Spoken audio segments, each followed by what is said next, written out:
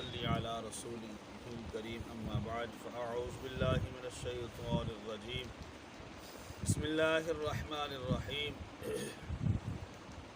کنتم خیر امت اخرجت للناس تأمرون بالمعروف وتنہون عن المنکر آمنت باللہ صدق اللہ العظیم ان اللہ وملائکتہ یصلون علی النبی یا ایہا الذین آمنوا صلوا علیہ وسلموا تسلیما الصلاۃ والسلام علیک یا سیدی یا رسول اللہ الصلاۃ والسلام علیک یا سیدی یا حبیب اللہ۔ رب ذوالجلال کے فضل اور توفیق سے ماہ رمضان المبارک شریف کے مقدس پرنور لمحات میں نماز فجر ادا کرنے کے بعد اللہ کریم درس قرآن کی توفیق عطا فرما رہا ہے۔ جمال کے لم یزل کا کروڑ مرتبہ احسان عظیم ہے۔ تو احباب وقار، یہ خاصہ ہے فقط اس امت کا جو رب کائنات نے پہلے کسی امت کو نصیب نہیں فرمایا۔ اس امت کی دیگر منفرد شانوں کے ساتھ ساتھ یہ بہت بڑا عظیم مقام ہے کہ اللہ کے پاک قرآن میں کثرت سے اس امت کا ذکر خیر فرمایا گیا کہ سابقہ جتنی بھی امتیں گزری ہیں سابقہ کتب کے اندر ان کا ذکر موجود نہیں، ان کے اس طرح احکامات، ان کی عزت و شان اس طرح بیان نہیں کی گئی جس طرح اللہ کے پاک قرآن میں اس امت کی شان و عظمت کو بیان کیا گیا ہے۔ رب کائنات نے ارشاد فرمایا کنتم خیر امہ اخرجت للناس، فرمایا تم بہترین امت ہو، خیر والی امت ہو جو لوگوں کے اندر ظاہر ہوئی۔ اب یہ بھی لقب اس امت کے لیے بہت بڑا ہے کہ جس کو احکم الحاکمین بادشاہوں کا بادشاہ خود ارشاد فرما رہا ہے کہ تم خیر والی امت ہو، بھلائی والی امت ہو، بہترین امت ہو۔ لیکن فرمایا یاد رکھنا جس طرح تمہاری شان منفرد ہے، تمہاری عزت و شان کو منفرد طریقے سے اللہ کے پاک قرآن کے اندر بیان کیا گیا ہے، اسی طرح تمہارے کام بھی منفرد ہونے چاہیے۔ تو سابقہ جتنی بھی آسمانی کتب ہیں ان کے اندر بھی اس امت کا تذکرہ اس انداز سے کیا گیا جس طرح کے اس آیت میں ساتھ ہی اگلا حکم ارشاد فرمایا گیا کنتم خیر امہ اخرجت للناس تأمرون بالمعروف، کہ اے امت تمہارا یہ منصب ہے، تمہارا یہ وتیرہ ہے، تمہارا یہ کام ہے، ہمہ وقت ہمہ جہد، فرمایا کہ ہمیشہ نیکی کے حکم دیتے ہیں، وَتَنْهُونَ عَنِ الْمُنْكَرِ، اور ہمیشہ برائی سے منع کرتے ہیں۔ کبھی نیکی کی جگہ سے یہ امت غیر حاضر نہیں ہوتی، کبھی برائی کے مقام پہ یہ امت حاضر نہیں ہوتی۔ یہ اس امت کا منفرد مقام ہے۔ سابقہ کتب کے اندر اس امت کے تذکرے کو عام بیان کیا گیا ہے۔ جناب حضرت سیدنا موسیٰ علیہ نبینا علیہ الصلوۃ والسلام جس وقت تورات کی تختیوں کا مطالعہ فرما رہے تھے تو آپ نے پڑھتے پڑھتے جس وقت اس امت کی شان کو پڑھا کہ رب کائنات ایسی امت بھی پیدا فرمائے گا کہ جن کی شان یہ ہوگی کہ ان کی دعائیں قبول کی جائیں گی، مستجاب الدعوات امت ہوگی، جو دعا اپنے رب کی بارگاہ سے مانگیں گے اللہ ان کی دعا کو قبول فرمائے گا۔ اتنی بڑی شان ہے، اتنا بڑا مقام ہے۔ آج سرکار کی امتی کا نسبت مصطفیٰ کریم علیہ السلام کی وجہ سے تو آج اپنے مقدروں پہ امتی کو ناز کرنا چاہیے۔ جو دعائیں مانگتے ہیں اللہ قبول فرماتا ہے، لیکن جو ہیں ہی اس سے دور وہ اپنے مقدروں پہ رویا کریں اللہ نے شان کی عطا فرمائی تھی، ہم کہاں کھڑے ہیں۔ اس لیے رمضان شریف کے پرنور مقدس لمحات میں ہم دعا کرتے ہیں کہ مال کے لم یزل مسلمان کو اپنا کھویا ہوا مقام حاصل کرنے کی توفیق عطا فرما۔ کہ مسلمان کا منفرد مقام کیا تھا کہ رب کائنات نے تو اس کو مستجاب الدعوات پیدا کیا ہے، اس کی تو وہ شان ہے جو دعا رب کی بارگاہ سے مانگتا ہے اللہ قبول فرماتا ہے۔ لیکن آج اس کے اعمال کس طرف نکل چکے ہیں، آج انسان کہاں کھڑا ہے۔ اور دوسری شان اس کی یہ ہے اناجیلہم فی صدورہم، موسیٰ علیہ السلام پڑھتے ہیں تورات کی تختیوں میں کہ ان کے انجیل ان کے سینوں میں ہوگی، کہ ان کا مقدس قرآن جس کی وہ تلاوت کریں گے جس کو رب کائنات نے ان کو عطا فرمایا ہے ان کے سینوں کے اندر محفوظ ہوگا۔ لیکن آج کیا حال ہے، ہمارا کتنا تعلق ہے اللہ کے پاک قرآن سے، کتنا اللہ کا پاک قرآن پڑھتے ہیں، کتنا اس کو سمجھتے ہیں، کتنا اس پر عمل کرتے ہیں۔ آج کے اس فتن دور میں ہمیں یہ سوچنا ہوگا کہ اللہ کا مقدس قرآن بھی ہم سے یہ فریاد کرتا ہے کہ طاقوں میں سجایا جاتا ہوں، آنکھوں سے لگایا جاتا ہوں، تعویذ بنایا جاتا ہوں، دھو کے پلایا جاتا ہوں۔ آج ہمارا سلوک کیا ہے اللہ کے پاک قرآن سے؟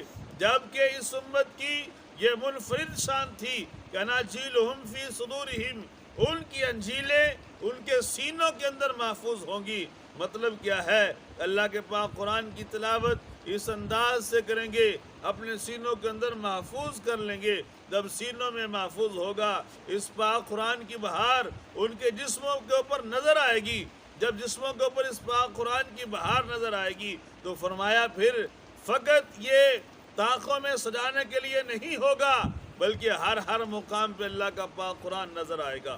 لیکن افسوس ہے آج مسلمان نے اس اللہ کے پاک قرآن کو فقط مسجد مدرسے تک محدود کر دیا، اپنے گھر میں ایک الماری تک محدود کر دیا، نہ تھانے میں، نہ کچہری میں، نہ اپنے معاملات میں اللہ کے پاک قرآن کو ہر طرف سے جو ہے اس سے خود منہ پھیرا۔ تو اس کا رزلٹ کیا نکلا کہ آج پوری دنیا کے اندر مسلمان کے ساتھ کیا سلوک ہو رہا ہے۔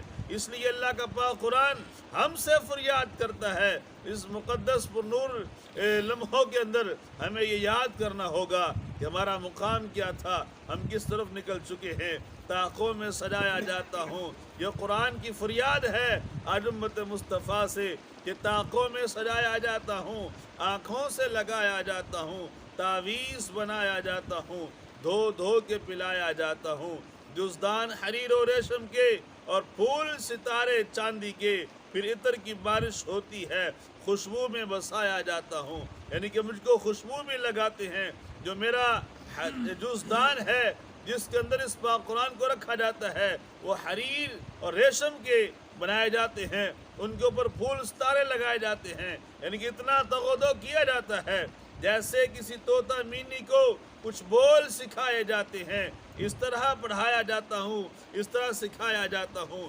جب قول و قسم لینے کے لیے تکرار کی نوبت آتی ہے پھر میری ضرورت پڑتی ہے، ہاتھوں میں اٹھایا جاتا ہوں۔ جب کوئی دنیاوی معاملے ہوں، اپنی ذات کے معاملے ہوں تو اس پاک قرآن کی قسمیں لی جاتی ہیں۔ یہ پاک قرآن بندے سے فریاد کرتا ہے کہ جب قول و قسم کے لیے مجھے استعمال کرتے ہو تو پھر میری ضرورت پڑتی ہے، پھر مجھے ہاتھوں میں بھی اٹھاتے ہو، دل سوز سے خالی رہتے ہیں، آنکھیں کے نم ہوتی ہی نہیں، کہنے کو ایک جلسے میں پڑھ کے سنایا جاتا ہوں کہ تمہارے دل میری محبت سے خالی ہیں، تمہارے دل سوز سے خالی ہیں۔ ہر جلسے کے اندر سب سے پہلے تلاوت میری ہوتی ہے، لیکن تلاوت میری ہونے کے بعد جو ہے جو احکامات تھے اس کو پس سے پش ڈال دیتے ہو۔ نیکی پہ بدی کا غلبہ ہے، سچائی سے بڑھ کر دھوکہ ہے، ایک بار ہنسایا جاتا ہوں، 100 بار رلایا جاتا ہوں۔ یہ میری عقیدت کے وعدے قانون پہ راضی غیروں کے یوں بھی مجھے رسوا کرتے ہیں، ایسے بھی ستایا جاتا ہوں کہ یہ میری مجھ سے عقیدت ہے، مجھ سے محبت ہے، مجھے پڑھتے بھی ہیں، ادب بھی کرتے ہیں، مجھ سے محبت کا دعویٰ بھی کرتے ہیں، لیکن میرے قانون پر عمل نہیں کرتے۔ قانون جو ہے وہ غیروں کا اپنائے ہوئے ہیں۔ کس بزم میں میرا ذکر نہیں، کس عرس پہ میری دھوم نہیں، پھر بھی اکیلا رہتا ہوں، مجھ سے بھی کوئی مظلوم نہیں۔ کہ ہر بزم میں تذکرہ بھی ہے لیکن ہر سینہ جو ہے میرے سوز سے خالی ہے۔ اس لیے اس امت کی منفرد شان یہ تھی کہ اناجیلہم فی صدورہم، میں ان کی انجیلیں ان کے سینوں کے اندر ہوں گی۔ جس وقت سینوں کے اندر ہوں گی تو فرمایا پھر اس پاک قرآن کی بہار دیکھیں گے، اس پاک قرآن کی بہار سے جو ہے رب کائنات اس امت کو منفرد شان عطا فرما دے گا۔ اس لیے آقا امام الانبیاء علیہ السلام کا فرمان ہمارے سامنے ہے، اے میری امت، جب تک تم میرے آل کا اور پاک قرآن کا دامن تھامے رکھو گے ورنہ تم کبھی گمراہ نہیں ہو سکتے۔ جب تم ان سے دور ہو جاؤ گے تو فرمایا پھر اپنا آپ خود ہی خیال کرنا تم کہاں کھڑے ہو۔ تو فرمایا تیسری منفرد شان ہے اس امت کی، فرمایا کہ نیک اعمال پہ کثرت کا ثواب اس امت کو ملے گا، یعنی کہ اعمال تھوڑے کریں گے اللہ ثواب زیادہ عطا فرمائے گا۔